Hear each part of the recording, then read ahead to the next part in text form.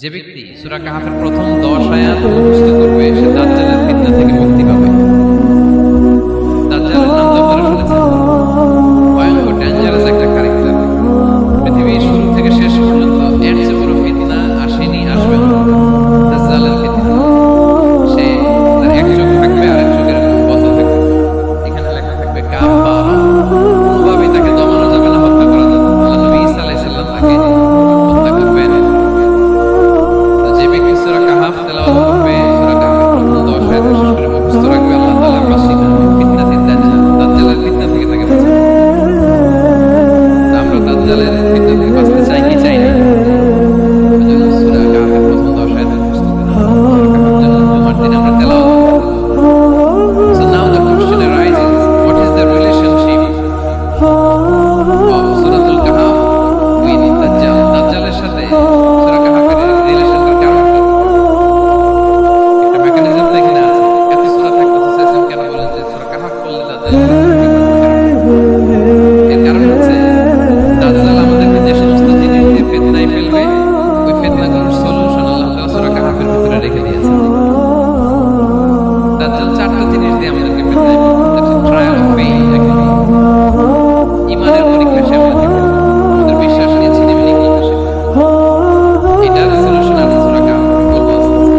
2 নম্বরে দাজ্জাল আমাদেরকে ফিতনায় ফেলবে, দ্য ট্রায়াল অফ ওয়েলথ, সম্পদ দিয়ে সে আমাদেরকে ফিতনায় ফেলবে। 3 নম্বরে দ্য ট্রায়াল অফ নলেজ, জ্ঞান দিয়ে সে আমাদেরকে ফিতনায় ফেলবে।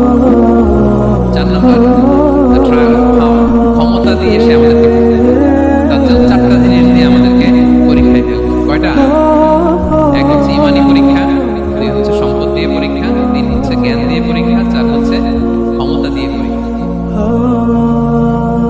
সেই ঈমানের পরীক্ষায় আমাদেরকে ফেলবে। সে এসে বলবে আমি তোমার রব, এবং এটা প্রমাণ করার জন্য যা যা দরকার আল্লাহ তাকে সব দেবে। সে সব করতে পারবে। সে বলবে আমি তোমার রব। যদি বিশ্বাস না হয়, তোমার বাবাকে যদি জীবিত করে বিশ্বাস করবে, অনেকে বলবে হ্যাঁ আমার আব্বাকে জীবিত করে দেখেন, তার বাবাকে ঠিকই সে জীবিত করে দেখবে। আসলে শয়তান তার বাবার সুরাত দিয়ে সাথে তাই তো, এটাই তো আমার বাবা, এটাই তো আমার দাদা। মানুষ ফিতনায় পড়ে যাবে, ঈমানের ফিতনায়। সে ভাববে আসলে এটাই বোধহয় আমার রব, এবং তাকে এত ক্ষমতা দেওয়া হবে, তার ডান দিকে থাকবে জান্নাত, বাঁ দিকে জাহান্নাম। তার কাছে আল্লাহ এটা দিবে। যে তার কথা শুনবে তাকে সে জান্নাতে ঢুকাবে, কিন্তু জান্নাতে ঢুকে সে জাহান্নামের শাস্তি ভোগ করবে। এটা তার বাইরের মানুষ বুঝবে না, অ্যাপারেন্টলি এটা জান্নাত। আর যে তাকে মানবে না তাকে সে জাহান্নামে ফেলবে। জাহান্নামে ঢুকলেও সে জান্নাতের নাজ নেবে। তাহলে এই যে ঈমানের ফিতনায় সে ফেলে দেবে। ঈমান কি করে বাঁচাবো, এটা সলিউশন আমি শোনাবো। 2 নম্বরে সে আমাদেরকে সম্পদ দিয়ে ফিতনায় ফেলবে। যা যা লাগবে সেটাই দিতে পারবে, যা লাগবে।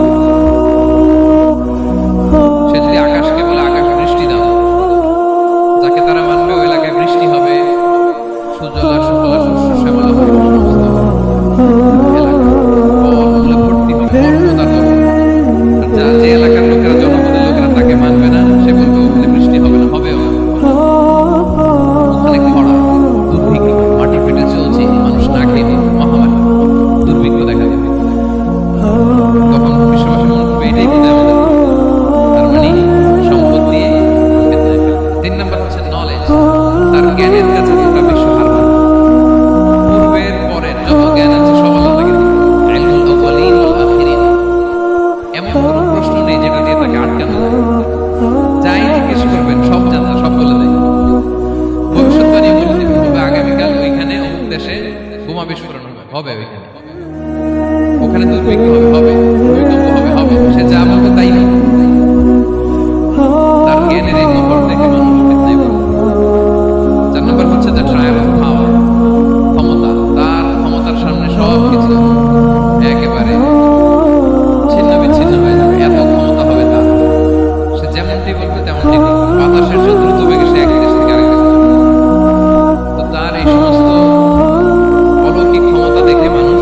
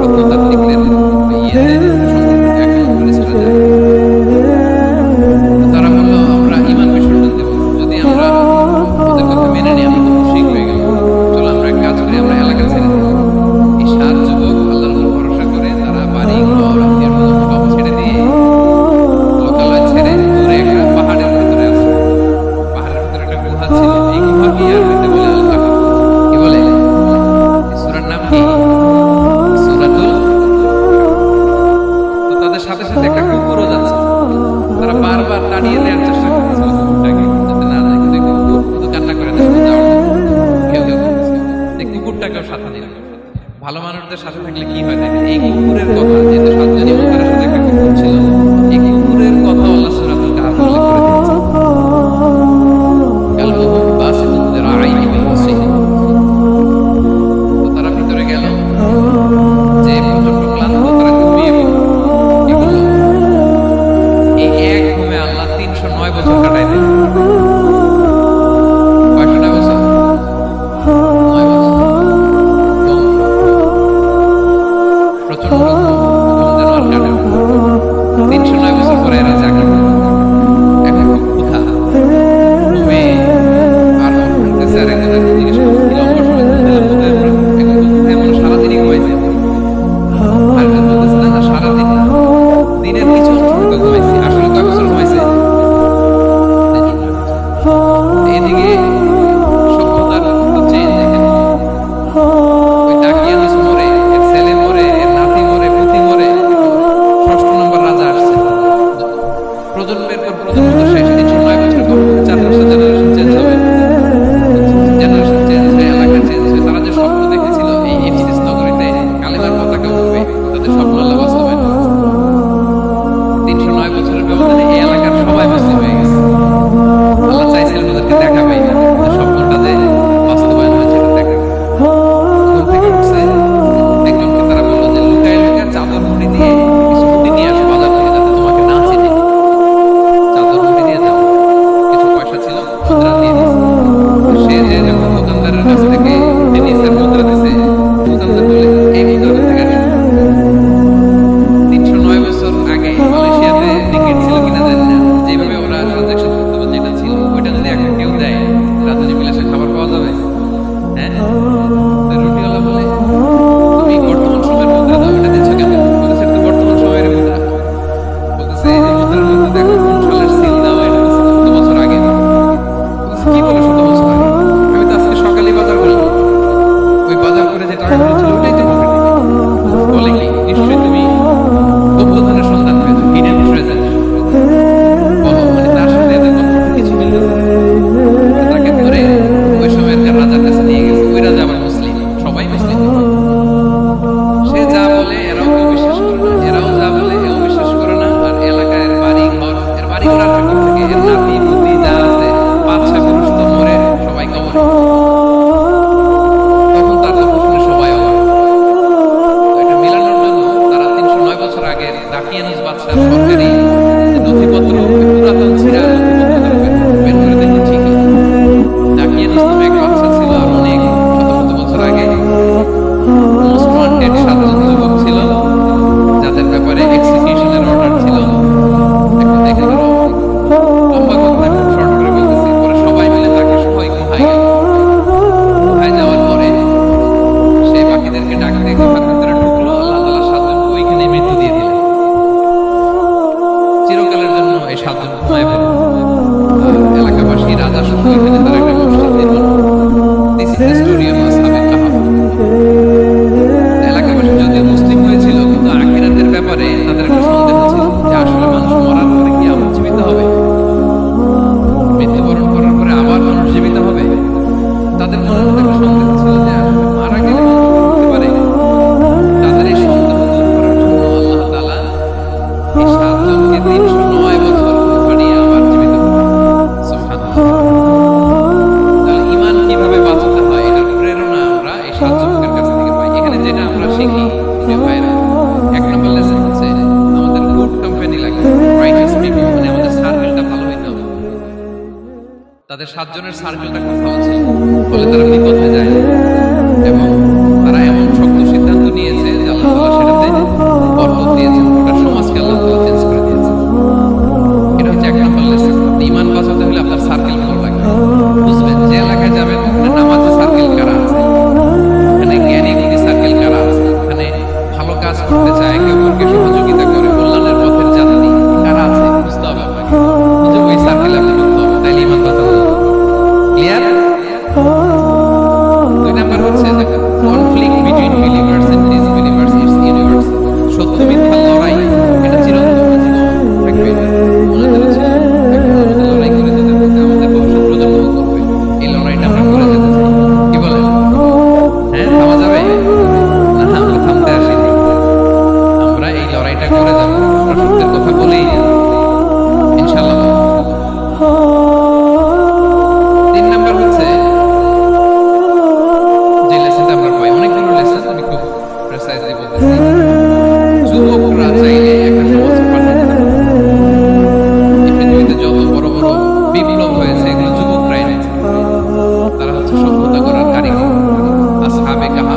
এই সময়ের নওজোয়ানদের জন্য প্রেরণা, তারা আমাদের জন্য প্রেরণার বাতিক, তাদের ঈমান রক্ষা করেছে।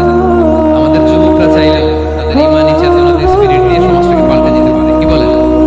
এখানে বেশিরভাগই তো যুবক। হ্যাঁ, গ্রুপ সার্কেলে থাকবেন তো আপনারা? সত্যের পক্ষে সবাই থাকবেন তো? আচ্ছা, এবার দ্বিতীয় নাম্বার ছিল সম্পদের ফিতনা কিভাবে বাঁচবে।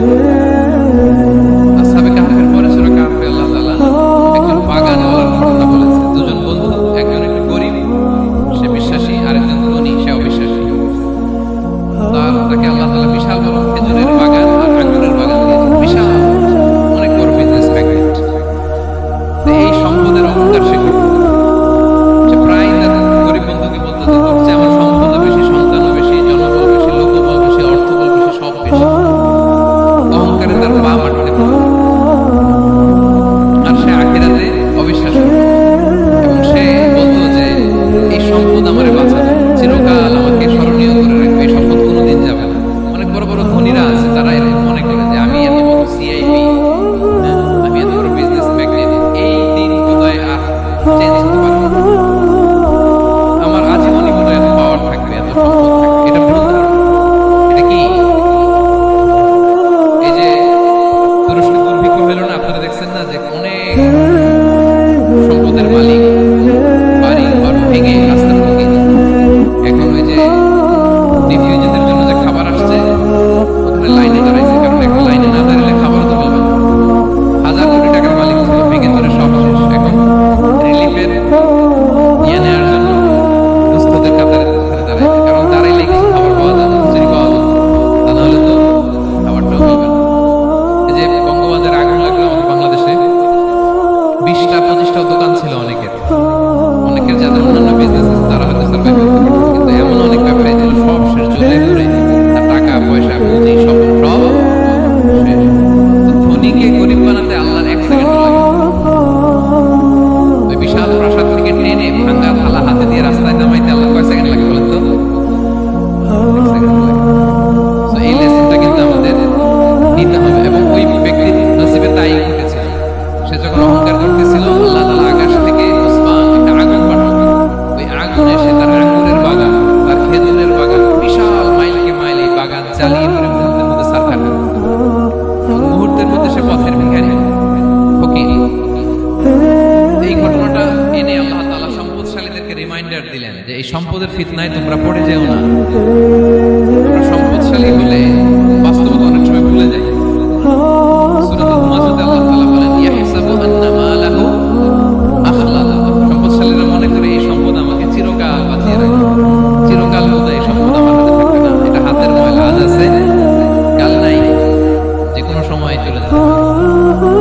এটা হচ্ছে ম্যাটেরিয়ালিস্টিক আউটলুক, বস্তুবাদী চিন্তা থেকে এই আমাদের ধনী ভাইদের এই সমস্যাটা, ভোগবাদী চিন্তার প্রভাবে সম্পদ যখন হাতে থেকে ধরাকে সরাজ্ঞান করে, মনে করে যে সবই আমার কন্ট্রোলে না। আপনারে ওই গরিবের কাতারে আনতে, ওই রিলিফের সম্পদ নেওয়ার জন্য ওই লাইনে দাঁড় করাইতে আল্লাহ 1 সেকেন্ডও লাগে। এটা খেয়াল রাখতে হবে। আমরা যখন প্রাইভেট কারে চড়ি, মাঝে মাঝে অনেকে এসে হাত পাতে, তাকে ছোট করা যাবে না। গল্পটা আল্লাহ ভিন্ন করতে আল্লাহর 1 সেকেন্ডও লাগে না। ওইদিকে আমি দাঁড়ায় হাত পাততাম, উনি প্রাইভেট কারে বসে থাকতো। আল্লাহ চাইলে করতে পারতেন না? সেখান থেকে আমাদের জন্য শিক্ষা হচ্ছে সম্পদ এটা ক্ষণস্থায়ী, আজ আছে কাল নাই। এটা ক্ষণস্থায়ী, এটাকে এভারলাস্টিং মনে করা যাবে।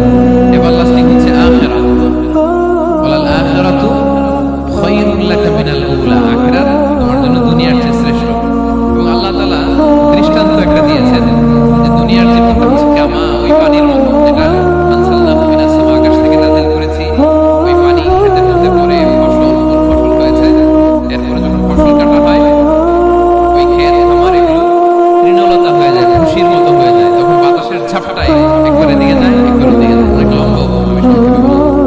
তো শেষ আউটপুটটা হচ্ছে এটা, সম্পদ এটা মুহূর্তে চলে যেতে পারে। সম্পদ উপার্জন জায়েজ আছে, মুসলিমরা সম্পদ উপার্জন করতে পারবে, কোনো অসুবিধা নাই।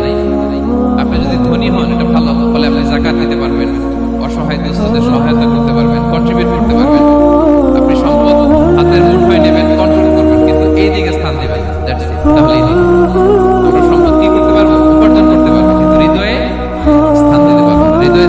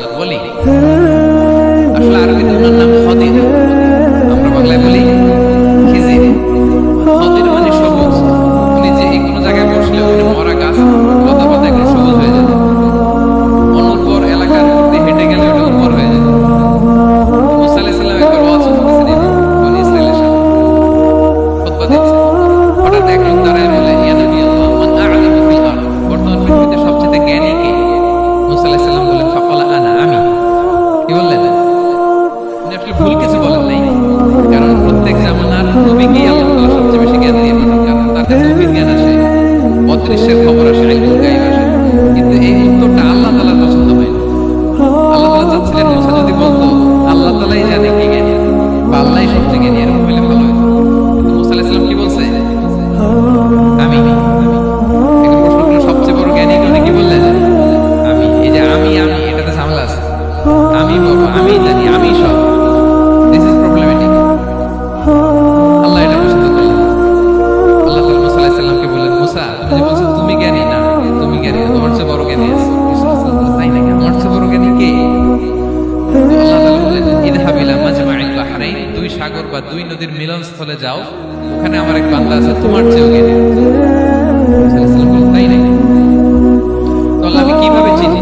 উনি কোথায় থাকে কিভাবে বুঝবো? আল্লাহ বললেন, একটা বড় মাছ নাও, এটাকে ফ্রাই করো, এটাকে ফ্রাই করে একটা ঝুড়ির ভেতরে নাও, যেখানে এই মাছটা সাগরে ঢুকে যাবে ওখানে আমার বান্দাকে পাবে। তো উনি ওনার সহযোগী ইউশা ইবনে নূনকে নিয়ে হাঁটতে লাগলেন। হাঁটতে হাঁটতে এক জায়গায় ক্লান্ত হয়ে পাথরের পাশে বিশ্রাম নিলেন। ওই পাথর থেকে আবার এক ধরনের পানি বের হয়, এই পানিটার বলে আবে হায়াতের পানি, মাউল হায়াত, জীবন নদীর পানি। এই পানি কোনো মৃত প্রাণী বা বস্তুর গায়ে লাগলে ওটা জীবিত হয়ে যায়। ওনারা পাথরে হেলান দিয়ে বিশ্রাম নিচ্ছিলেন, ওই পানি ফ্রাই করা মাছের গায়ে লাগার সাথে সাথে মাছ জীবিত হয়ে ঝুড়ি থেকে বের হয়ে সাগরে ডুবে গেছে। ওনারা আর খেয়াল করলেন না। তারপর আবার হাঁটতে লাগলেন। হাঁটতে হাঁটতে যখন ক্লান্ত তখন বলে, এই ইউশা, আমাদের ওই মাছ ফ্রাই মাছটা দাও, এখন খাই। ঝুড়ি খুলে দেখে মাছ নাই। মাছ গেল কোথায়? তখন ইউশা বলল, হয়তো আমরা যে পাথরের ওখানে বিশ্রাম নিয়েছিলাম ওখানে আমরা বিশ্রাম এখানে হারাই ফেলছি। চলো চলো, আরে ওইদিকে তো যাইতে হবে আমাদের। উনি গেলেন, যেয়ে দেখে মাছ যে জীবিত হয়ে বালুর দিকে নড়াচড়া করতে করতে সাগরে ঢুকে গেছে, ওখানে দাগ আছে। মুসা আলাইহিস সালাম ঢুকলেন, সুরঙ্গ ঢুকে দেখে চাদর গায়ে দিয়ে এক লোক শুয়ে আছে। সালাম আলাইকুম। ওই লোক চাদর আর সরায় না, ভিতর থেকে বলতেছে, ওয়ালাইকুম আসসালাম। চাদরের ভিতর থেকে উনি বলে, মানে তুমি কে? মুসা আলাইহিস সালাম বললেন, আনা মুসা, আমি মুসা। উনি বলেন, মুসা বনি ইসরাইল, বনি ইসরাইলের মুসা? বললেন, হ্যাঁ। কেন এসেছো? এবার চাদর খুললেন। বলতেছে, আপনার কাছ থেকে কিছু শিখতে আসছি। আল্লাহ বলছে, আপনি নাকি সবচেয়ে বড় জ্ঞানী। আমি ভুল করে বলে ফেলছিলাম আমি। আল্লাহ বলছেন যে আপনি নাকি জ্ঞানী। বলতেছে, না, তুমি আমার জ্ঞান নিতে পারো না, ওই ধৈর্য শক্তি তোমার নাই। মুসা আলাইহিস সালাম বললেন যে, আপনি যে কোনো শর্তে আমাকে একটু রাখেন কয়েকদিন, আপনার সাথে আমি রাজি। বললেন, না, তুমি পারো না। মুসা আলাইহিস সালাম জোর করতে লাগলেন। অবশেষে খিজির আলাইহিস সালাম রাজি হলেন। বললেন, শর্ত হচ্ছে আমি যাই করি আর না করি আমাকে কোনো প্রশ্ন করা যাবে না। মুসা আলাইহিস সালাম বললেন, ওকে। সফর শুরু হলো। সামনে নদী, এক লোক তাদের নৌকা দিয়ে নদী পার করে দিল। নদী পারাপারের পর খিজির আলাইহিস সালাম লাঠি দিয়ে নৌকার তলাটা ছিদ্র করে দিলেন। মুসা আলাইহিস সালাম বললেন, ইন্নালিল্লাহি, এটা আপনি কি করলেন? ওরা আমাদেরকে নদী পার করে দিল, আর যে ভাড়াটা আসছিল এটাও নিল না, আমাদেরকে সম্মান দেখলো, আপনি নৌকা ছিদ্র করে দিলেন। খিজির আলাইহিস সালাম বলছে, এই যে আমি বলছিলাম না তুমি ধৈর্য ধারণ করতে পারো না, যাও তোমার রাস্তায়, তুমি আমার রাস্তায়। মুসা আলাইহিস সালাম আবার ক্ষমা চাইলেন যে, আপনি আমার ক্ষমা করেন, আমি তো ভুলে গেছি। আর প্রশ্ন করলেন না। চলতে লাগলেন। হঠাৎ বাচ্চারা খেলতেছে, এক বাচ্চাকে ধরে হত্যা করলেন খিজির আলাইহিস সালাম। এবার তো মুসা আলাইহিস সালাম রেগে গেছেন, করলেন নাকি? নিষ্পাপ ফুলের মতো শিশুকে হত্যা করলেন। খিজির আলাইহিস সালাম বলে, এই আমি জানতাম যে তুমি ধৈর্য ধারণ করতে পারবে না, তোমার রাস্তা এক, আমার রাস্তা এক, যাও। এবার মুসা আলাইহিস সালাম বললেন, this is the last chance, একটা ফাইনাল চান্স দেন, সুযোগ দেন, আর আমি প্রশ্ন করবো, এটাই লাস্ট। ঠিক আছে। হাঁটতে হাঁটতে এক ইহুদি বসতির সামনে যে হাজির। দুজনে খুব ক্ষুধার্ত, খাবার চাইলো, এরা আবার কৃপণ, খাবার দিল না। তো খিজির আলাইহিস সালাম বললেন, ঠিক আছে, খাবার দিতে দিচ্ছি না, আমরা চলে যাই। যাওয়ার পথে দেখতেছে এই এলাকার একটা দেয়াল ভেঙে পড়ে যাবে। উনি বললেন, মুসা, চলো এটা ঠিক করে দিই। দুইজন মিলে প্রচন্ড ক্ষুধায় এটা সেটা এনে দেয়ালটা তৈরি করেছে। মুসা আলাইহিস সালাম এমনি রাগী, পেটে আবার ক্ষুধা নেই। আবার বলছে কিছু বলাও যাবে না। তিনি এবার আর প্রশ্ন করেনি, বলতেছে, ওরা এত কিপটামি করলো আর আপনি এটা করে দিলেন, আপনি তো চাইলে এটার টাকা নিতে পারতেন, পারিশ্রমিক নিতে পারতেন চাইলে। এই কথা বলার পর খিজির আলাইহিস সালাম বললেন, হাযা ফিরাকু বাইনি ওয়া বাইনিক, এখানেই তোমার আর আমার সেপারেশন। আর সামনে আগানো যাবে না, তোমার কোনো ধৈর্যই নেই। তো এতটুকু তোমাকে আমি বলি যে আমি একটাও আল্লাহর আদেশ ছাড়া করি নাই। আল্লাহর আদেশে আমি কি? এক নম্বর হচ্ছে, ওই যে আমাদের ভাড়া নিতে চাইল না, আমাদেরকে পার করে দিল, নৌকাটা ছিদ্র করেছে। কারণ এই এলাকায় এক জালিম বাদশা আছে, সে নৌকা পেলেই গরিব মাঝিদের নৌকা সিজ করে নিয়ে যায়। এটাকে যখন তলায় ছিদ্র করে দিছি, এ রাজার লোকেরা এসে দেখবে যে তলা ছিদ্র, পানি ঢুকতেছে, এটা আর নিবে না। বের করে চালাইতে পারে। মুসা আলাইহিস সালাম বললেন, সুবহানাল্লাহ, তাই তো, এটা তো আমি বুঝতে পারি নাই। আর ওই ছোট শিশুটাকে হত্যা করছি, ও অনেক বড় জালিম হবে এলাকা, তার ফিতনায় এলাকাবাসী তটস্থ থাকবে, সে তার মা বাবাকেও জাহান্নামে দিবে। এই জন্য আল্লাহ তাআলা আদেশ দিয়েছেন আমাকে, আল্লাহর আদেশ আমি তাকে হত্যা করেছি। মুসা আলাইহিস সালাম বললেন, তাই তো, এটা তো অনেক ভালো কাজ করছি। বলতেছে, তাহলে ওইটা বলে, খাবারও দিল না, এত কৃপণ, এদের দেয়াল কেন ঠিক করতে গেলেন না? তখন তিনি বললেন যে আসলে এটা একটা ইয়াতীমদের ঘর ছিল, দুইটা ইয়াতীম শিশু, তাদের বাবা মা খুব ভালো ছিল, আর এই দেয়ালের নিচে আছে গুপ্তধন, এই দেয়ালটা পড়ে যাবে, এই গুপ্তধন তারা ছোট মানুষ নিতে পারবে না, এলাকাবাসী তাদেরকে বঞ্চিত করে নিয়ে যাবে। So আমি দেয়াল করে দিলাম যাতে করে তারা যখন প্রাপ্তবয়স্ক হয় নিজেদের সম্পদ নিজেরা বুঝে নিতে পারে। সুবহানাল্লাহ ওয়া বিহামদিহি। মুসা আলাইহিস সালাম বলেন, তাই তো, এগুলো তো আমি বুঝতে পারি নাই। এই ছিল খুব সংক্ষিপ্ত পরিসরে মুসা আলাইহিস সালাম রাসূল সাল্লাল্লাহু আলাইহি ওয়াসাল্লাম বুখারীতে একটা চমৎকার কথা বলেছেন। তিনি বলেছিলেন, ওয়াদিদনা আন্না মুসা সাবার হাত্তা ইউনাস আলাইনা মিন আমরিহি। রাসূল সাল্লাল্লাহু আলাইহি ওয়াসাল্লাম বলেছিলেন, ইস, আমার ভাই মুসা যদি আরেকটু ধৈর্য ধরতো তাহলে আরো কিছু আল্লাহর তথ্য আমরা জানতে পারতাম। এখান থেকে, এই ঘটনা থেকে আমরা কি শিখলাম? প্রথম যেটা আমরা শিখলাম, জ্ঞান নিয়ে বড়াই করতে হবে, ঠিক কিনা? জানার কোনো শেষ নেই, জাননেওয়ালার উপরও জাননেওয়ালা আছে, জ্ঞানীর উপরও জ্ঞানী আছে। আপনি কিছু জেনেই মনে করবেন না আমি সব জানি।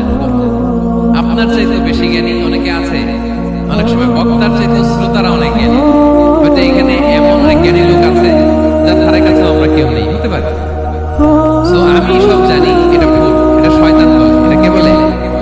শয়তান বলে। আবু নাওয়াস একটা কবিতা লিখেছেন, ওয়াকুল লিমান ইয়াদঈ ফিল ইলমি ফালসাফাতান হাবাসতা শাইআন ওয়া গাবাত আনকা আশিয়া। কেউ যদি বলে আমি সব জানি, তুমি তাকে বৃদ্ধাঙ্গুলি দেখিয়ে বলো আপনি কিছুই জানেন না। আপনি অল্প কিছু জেনেছেন, জানার এখন অনেক বাকি। তাহলে মুসা আলাইহিস সালামের এই ঘটনা জিজ্ঞেস করা হলো, কে জ্ঞানী? উনি বললেন, আমি জ্ঞানী। এরকম কি আমরা কখনো বলবো? সবচাইতে বড় জ্ঞানী কে? ওয়া ফাওকা কুল্লি যী ইলমিন আলীম। সবচাইতে বড় জ্ঞানী আল্লাহ। সো জ্ঞান নিয়ে দুই নম্বর যে শিক্ষাটা আমরা পাই, ওই যে নৌকা দিয়ে পারাপার হচ্ছিল, তখন একটা চড়ুই পাখি এসে সাগরের মধ্যে মুখ দিয়েছে। তো খিজির আলাইহিস সালাম বললেন, মুসা, তুমি কি চড়ুই পাখিটা দেখতে পাচ্ছ? হ্যাঁ, দেখতে পাচ্ছি। চড়ুই পাখিটা যে সাগরে মুখ দিয়ে দেখতে পাচ্ছ? হ্যাঁ, দেখতে পাচ্ছি। তখন খিজির আলাইহিস সালাম বললেন, চড়ুই পাখিটা সাগরে মুখ দিয়ে পানি খাওয়ার পরে চড়ুই পাখির ঠোঁটে বা চঞ্চুতে যতটুকু পানি লেগে আছে, এই পানিটা হচ্ছে তোমার, আমার এবং মহাবিশ্বের আমাদের সকলের জ্ঞান। আর এই মহাসাগরের সকল পানি হচ্ছে আল্লাহ তাআলার জ্ঞান। আল্লাহ তাআলা বলেছেন, ওমা উতিতুম মিনাল ইলমি ইল্লা কালিলা। আমি তোমাদেরকে একেবারে অল্প জ্ঞান দিয়েছি, একেবারে অল্প। এই রহস্যে ঘেরা এই মহাবিশ্বের অনেক কিছু আমাদের অজানা, প্রিয় ভাই। আমরা অনেক কিছু জানি না, আমাদের এই লিমিটেড নলেজ এগুলো ধরে না। তারপরে আমরা জ্ঞানের বড়াই করি। আর উপমাটা বুঝতে পারছেন? একটা নৌকা থেকে চড়ুই পাখি ঠোঁট দিয়ে পানি খাচ্ছে, পানি খাওয়ার পরে স্বভাবতই চড়ুই পাখির ঠোঁটে একটু পানি তো লাগবে। খিজির বললেন যে এই পানিটা হচ্ছে তোমার, আমার, পৃথিবীর সবার জ্ঞান। আর এই সাগরের বাকি পানিগুলো কার জ্ঞান? এবার বুঝতে পারছেন আল্লাহ তাআলার জ্ঞানের পরিধি। আমরা জ্ঞান নিয়ে যেন কখনো কি না করি, বড়াই না করি। জ্ঞান দুই ধরনের, একটা বাহ্যিক জ্ঞান, একটা অন্তর্নিহিত জ্ঞান। External knowledge, internal knowledge. আমরা যখন কোরআন হাদিস পড়ি আমাদের বাহ্যিক জ্ঞান অর্জন হয়। কোরআন হাদিস পড়লে আপনি জ্ঞানী হয়ে যান। এটা কোরআন হাদিস পড়তে হয়, এটা ডাইজেস্ট করতে হয়, এটার উপর আমল করতে হয়। এই জ্ঞান অর্জন শেষে এরপরে আল্লাহ প্রিয় বান্দাদেরকে আল্লাহ অন্তরে ইলমের নূর দেন, ইলহাম দেন। That is the knowledge, that is the pure knowledge. আপনি হাফেজে কোরআন হয়ে ভাবেন না আপনি সব জানেন, আপনি বুখারী মুখস্থ করেছেন ভাবেন না সব জানেন। এই সব জ্ঞান অর্জন করার পরে ইলমের নূর আছে, সেটা আল্লাহ সবার দেয় না। সো এই অন্তর্নিহিত জ্ঞান, দূরদৃষ্টি, farsightedness, that is the pure knowledge. এটার জন্য বছরের পর বছর, যুগের পর যুগ সাধনা করতে হয়। সেটার জন্য এই জ্ঞান অর্জনের জন্য তিনটা জিনিস করতে হয় ইলমের নূর অর্জন। কয়টা? এক হচ্ছে বিনয়, দুই হচ্ছে সবর, তিন হচ্ছে সবর। আবার এক হচ্ছে বিনয়, দুই হচ্ছে সবর, তিন হচ্ছে সবর। আল্লাহ তাআলা আল্লাহর নবীকে তাওরাত দেওয়ার পরেও আরো ট্রেনিং সেশন করেছেন খিজির আলাইহিস সালামের কাছে। যাও, আমার কাছে গেলে তুমি ছোট হবো, উন্নত হবো। জ্ঞান যদি আমি নিতে চাই আমাকে ছোট হইতে হবে। ধরেন একটা গ্লাস থেকে একটা খালি গ্লাসে পানি ঢালবো, যেটাতে নেওয়া হবে এটা উপরে থাকলে হবে? যে গ্লাসের মধ্যে পানি আছে এটা উপরে থাকবে, এটা গ্লাসের মধ্যে পড়বে। আপনি নলেজ, ইলম নিতে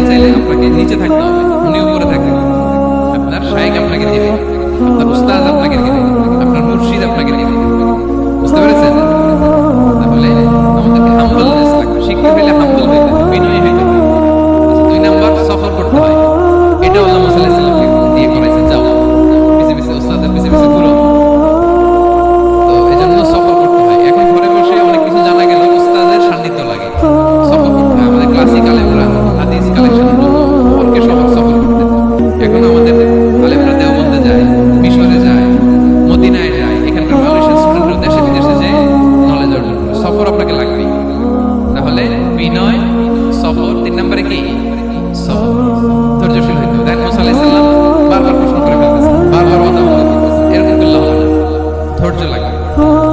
ধৈর্যের বলে বলিয়ান হলে তখনই আপনি টেবিল। তাহলে জ্ঞানের ফিতনায় পড়ার আর আমাদের কোনো সম্ভাবনা আছে? আমরা বিনয়ী হব, আমরা জ্ঞান আল্লাহ থেকে ফিরাই দেব, আমরা বলবো উনি সবচেয়ে ভালো জানেন। পারা যাবে তো ইনশাআল্লাহ?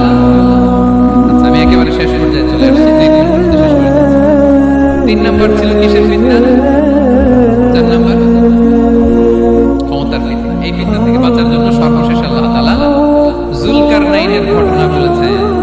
অনেক বড় বাদশা ছিলেন, পৃথিবীতে 4 জন বাদশা গোটা বিশ্ব শাসন করেছেন, 2 জন কাফির, 2 জন মুমিন। কাফির একজন হচ্ছে নমরুদ, যিনি ইব্রাহিম আলাইহিস সালামকে আগুনে ফেলেছিলেন। আরেকজন হচ্ছে বখতেনাসার, যাকে ইংরেজিতে বলে নেবুচারনেজার দ্য সেকেন্ড, দ্বিতীয় নেবুচারনেজার। তারা কোনো নির্দিষ্ট এরিয়ার বাউন্ডারির বাদশা, গোটা বিশ্বের বাদশা ছিলেন। 2 জন কাফির।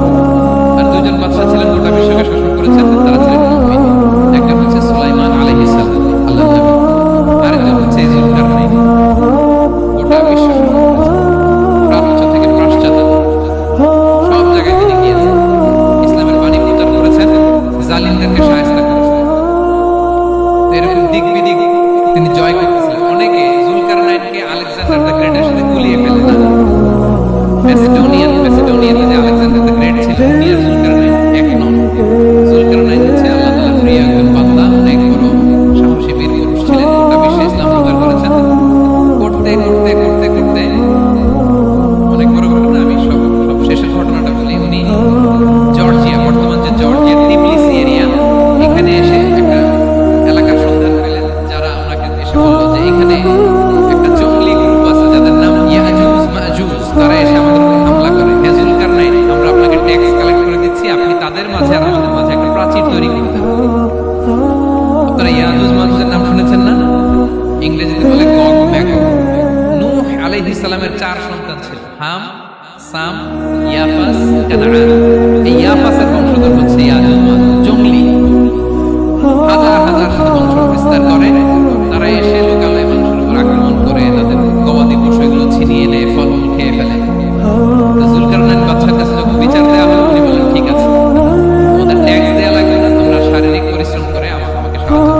উনি বর্তমানে হচ্ছে এক পাশে কৃষ্ণ সাগর, ব্ল্যাক সি, আরেকদিকে কাস্পিয়ান হ্রদ বা কাস্পিয়ান সাগর, এর মাঝখানে 1200 কিলোমিটার লম্বা মাউন্টেন রেইন, পাহাড়ি এরিয়া। তারা গুগলে দেখবেন, এইখানে 2 পাহাড়ের মাঝখানে ফাঁকা জায়গায় তিনি বড় বড় লোহার বাল প্রযুক্তিগুলো কেটে দিলেন। এরপরে তামা, সীসা, গালিয়ে বিশাল একটা ওয়াল তৈরি করলেন। যুলকারনাইন ওনার বানানো ওয়াল বা ড্যাম, প্রাচীর, এখন আর ইয়াজুজ মাজুজ আসতে পারে না।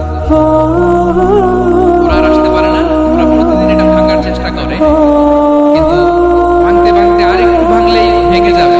ওরা বলে আগামীকাল ভেঙে যাবে, ইনশাল্লাহ বলতে ভুলে যায়। এজন্য এরপরে তিনি এসে দেখে আবার এটা আগের মতো হয়ে আছে। কিয়ামতের আগে ওদের মধ্যে এই ইনশাআল্লাহর প্রেরণা আসবে। তাদের একজন বলে উঠবে, আগামীকাল ইনশাআল্লাহ আমরা এটা ভেঙে খানখান করে দেব। ঠিকই ভেঙে যাবে। তখন তারা ভেঙে চুরে কোটি কোটি ইয়াজুজ মাজুজের দল এসে হামলে পড়বে। সামনে পড়বে তাবারিয়া সাগর। এক দল এসে তাবারিয়া সাগরে এমন ভাবে খাবে, এই দল যাওয়ার পরে আরেক দল এসে এখানে যে সাগরে যে পানি ছিল এটা কল্পনাই করতে পারবে না। তারা পৃথিবীতে ফিতনা ফাসাদ করবে। ঈসা আলাইহিস সালাম যখন আসবেন, দোয়া করবে আল্লাহ তাআলার কাছে, মুমিনরা একটা মহামারী দিবে, আল্লাহ তাআলা ইয়াজুজ মাজুজের মধ্যে ওরা মরে যাবে। এরপর বিশাল এক পাখি এসে তাদেরকে আল্লাহর মর্জি মাফিক এমন এক জায়গায় ফেলে আসবে, কেউ জানবে না। তো তারা